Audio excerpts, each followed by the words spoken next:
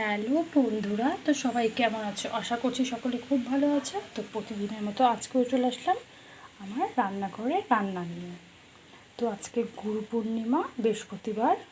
তো আমি কি রান্না করেছি আজকে, নিরামিষ রান্না সব কিছু।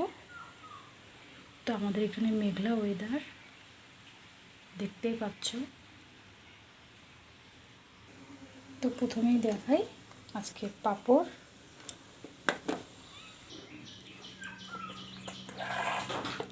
তো এখানে আছে ছোলার দিয়ে কচু শাক, এখানে আছে সোয়াবিনের তরকারি, আলু দিয়ে সোয়াবিনের তরকারি করেছি নিরামিষভাবে সব কিছুই। এইখানে আছে ছোলার ডাল, পনির দিয়ে বড় বড় করে পিস করে পনির করেছিলাম।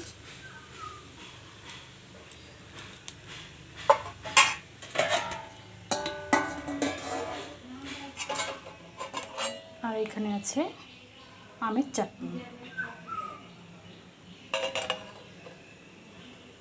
তো আজকে এইমাত্র এতটুকুই রান্না করেছি।